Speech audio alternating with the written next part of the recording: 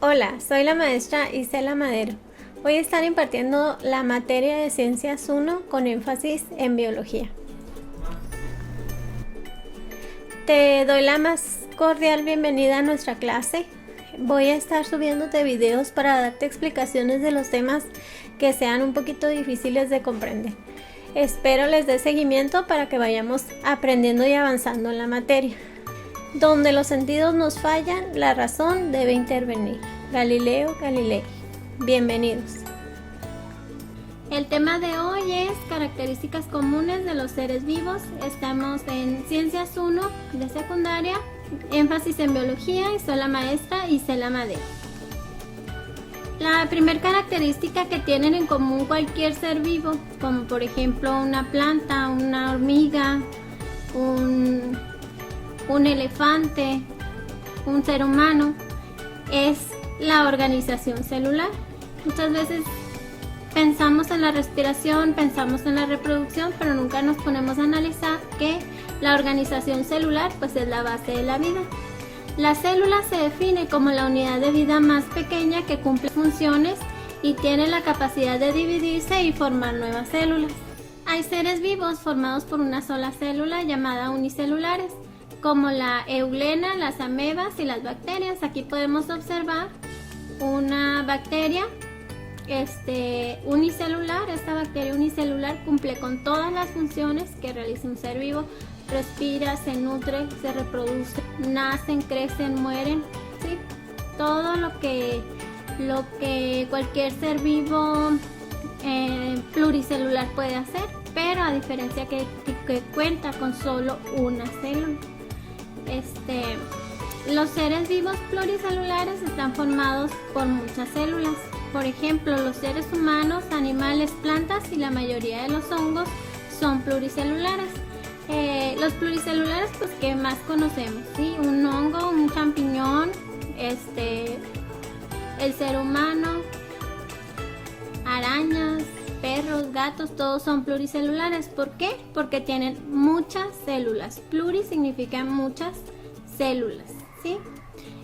El tener dos o más células nos indica que es un organismo pluricelular. El número 2 que distingue a los seres vivos es la capacidad de respuesta al ambiente o irritabilidad.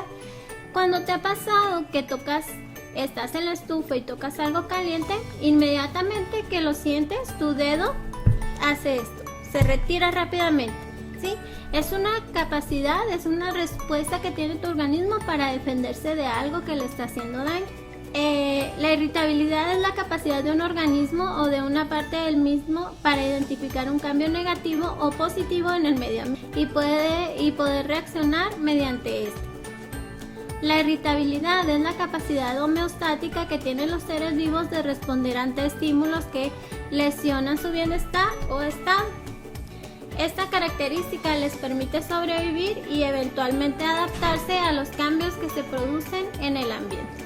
Definitivamente, la capacidad de respuesta que tenga un ser vivo hacia el ambiente va a hacer que muera, ¿sí? Que pueda sobrevivir o que definitivamente no sobreviva porque no tuvo la capacidad de enfrentarse a ese reto. Y esta capacidad de respuesta al ambiente nos lleva a una adaptación, que es el punto número 3 de las características comunes de los seres vivos, ¿sí? Adaptación. La adaptación biológica es un proceso fisiológico o rasgo morfológico o del evento de un organismo que ha evolucionado durante un periodo mediante la selección natural de tal manera que incrementa sus expectativas a largo plazo para reproducirse con éxito. Un ejemplo, podemos observar aquí un oso polar.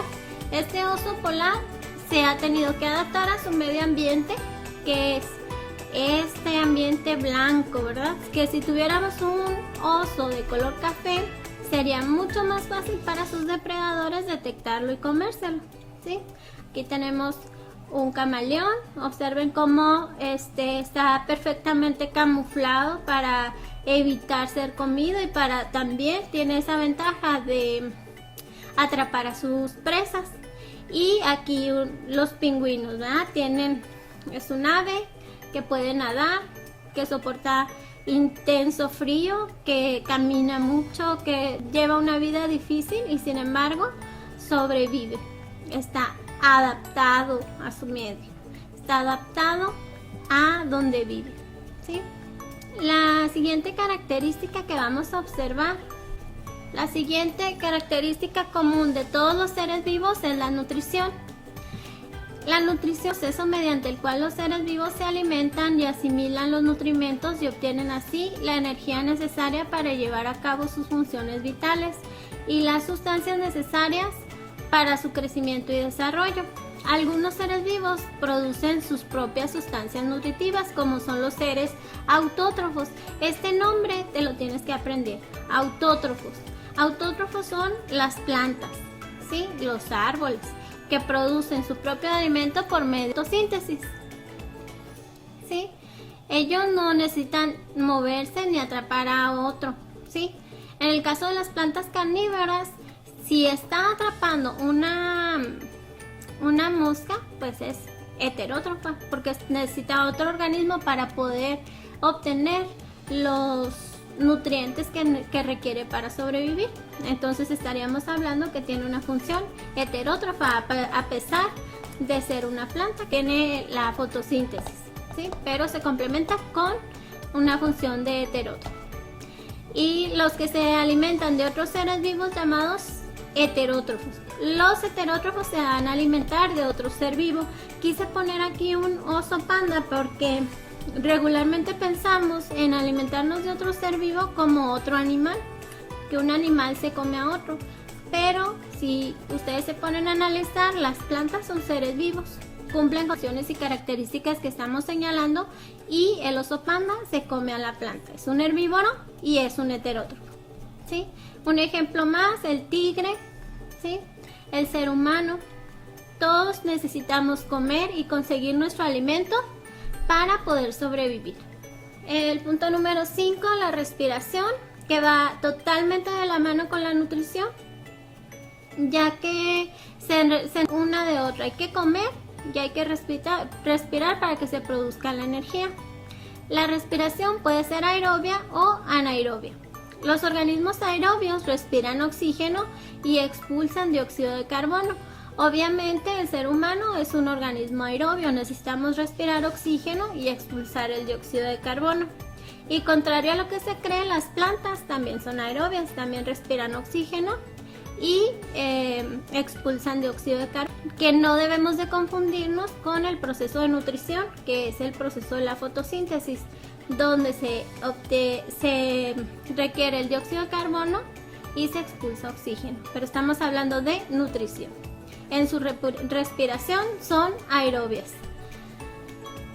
La mayoría de los organismos que conocemos son aerobios. Un coyote, no sé, un ratón, un gato, un perro, todo en aire y expulsan dióxido de carbono, por lo tanto son aerobios. Los organismos anaerobios no necesitan del oxígeno para llevar a cabo su respiración. Algunos de estos organismos respiran azufre o dióxido de carbono.